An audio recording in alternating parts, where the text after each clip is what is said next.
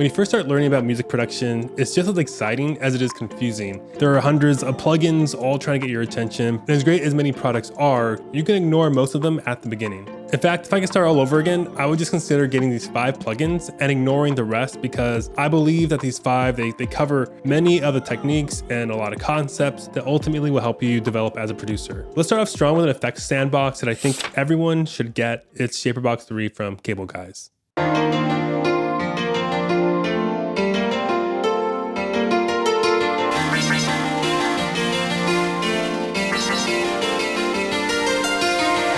I talk about Shaperbox a lot on this channel, and it's because it's that good. It's that fun to use. Shaperbox is versatile, it's highly creative, and it is insanely powerful. It has 10 multi-band effects called shapers, and the shaper effects is then controlled by one of the most flexible LFOs I ever used. The LFOs can be synced to your project's BPM or triggered with MIDI, audio transients, or a use envelope follower that follows the dynamics of your sound. Shaperbox can pretty much do anything you can imagine. You can go from getting a really clean sidechain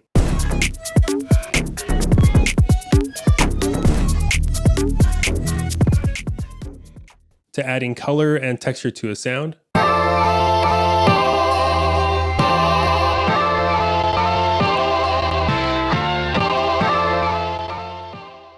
all the way to doing complex sound design.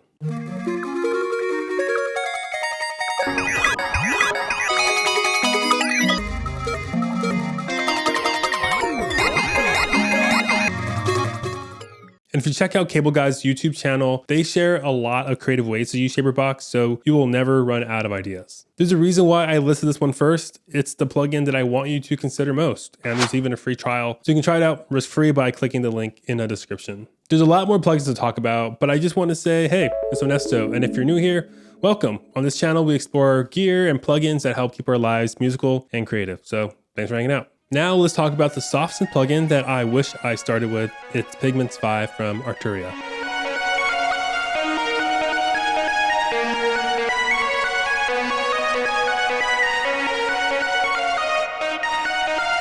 It's not an exaggeration to say that Pigments is one of the best soft synths for sound design. You can be a complete beginner or a sound design god and still fall in love with it. There's mountains of features that I can talk about, so I'm just going to talk about the essential ones. You get 4 oscillator models that you can use between 2 sound engines. The first oscillator model is analog, which provides a classic 3 oscillator setup. You have a wavetable model that comes with a big collection of wavetables, or you can import your own. There's a harmonic model which uses additive synthesis principles to generate sound. There's a powerful sample model that can host up to 6 samples simultaneously. And lastly, there is a fantastic granular engine tucked away in the sample model. Now, even though it looks complicated, it's still beginner friendly since there's a very thorough walkthrough that you can access here. Seriously, these tutorials, they're so well done that you'll not only learn how to use Pigments 5, but you'll learn some great sound design fundamentals along the way. And there's other great features too, like the 11 filter models, the 18 top-notch effects, MPE support, easy drag and drop modulator and controller mapping, and a powerful arpeggiator and sequencer. This soft synth is incredible, and you can try it out for free. Just click the link down in the description. Now let's talk about the Reverb plugin that I wish I would have started with.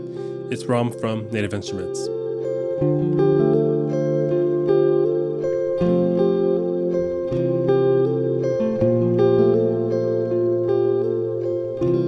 If you were to ask me what kind of reverb ROM is, instead of saying plate, hall, or spring, I would just say it's a very good reverb. It's like ketchup or hot sauce. It just works with a ton of sound sources. ROM has 3 modes. There is grounded, a room-style reverb that covers tiny ambiances to large chambers.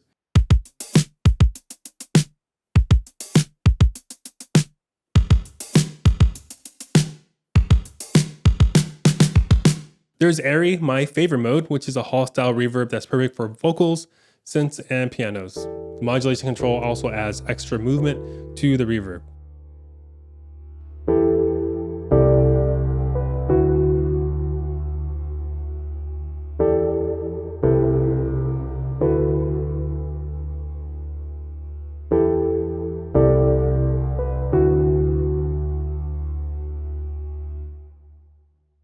And then there's Cosmic. This is where you can generate granular textures to metallic sounds. And this mode just begs for you to mess around with the pre-delay section and the modulation knob.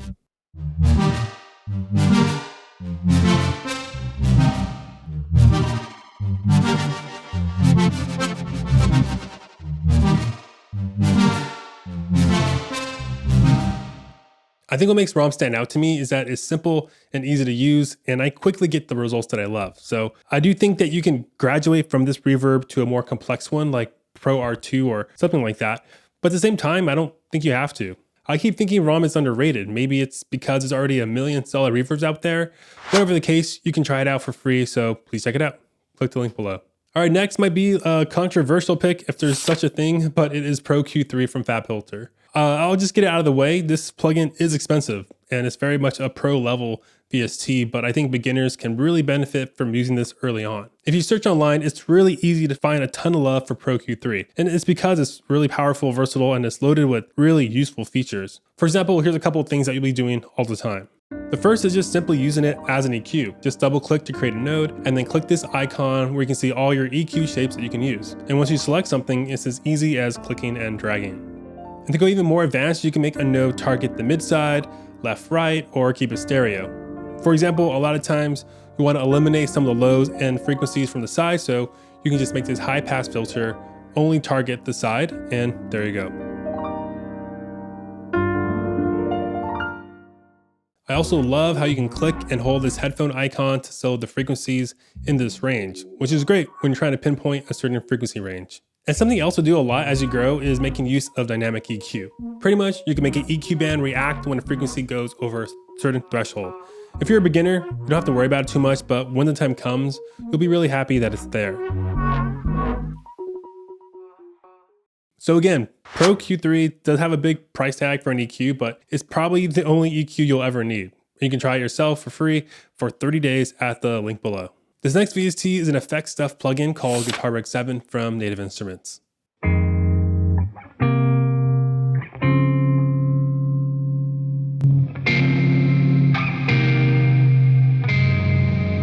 I've been a big fan of Guitar Rig 7 for a long time.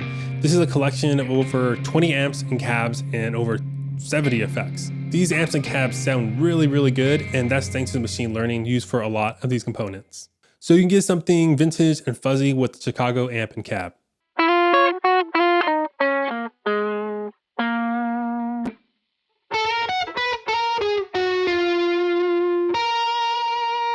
Or we can go more aggressive and in your face with the super fast 100 amp and cab.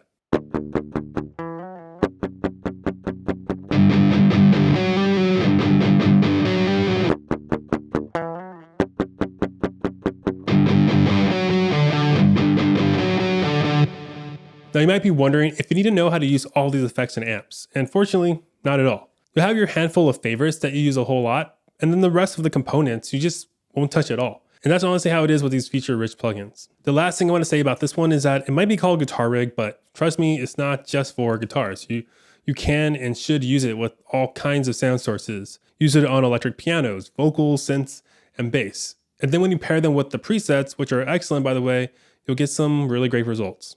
For example, here's one that I've been crazy about for a more vintage lo-fi feel.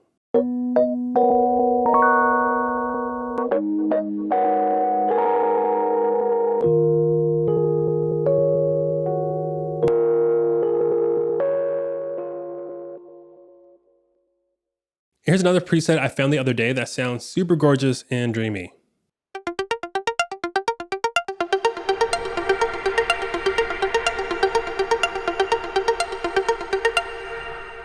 I reach for Guitar Rig all the time, and I'm sure you'll get a ton of mileage out of it, especially since Native Instrument keeps updating and adding more and more effects. And if you're interested in it, you can try it for free.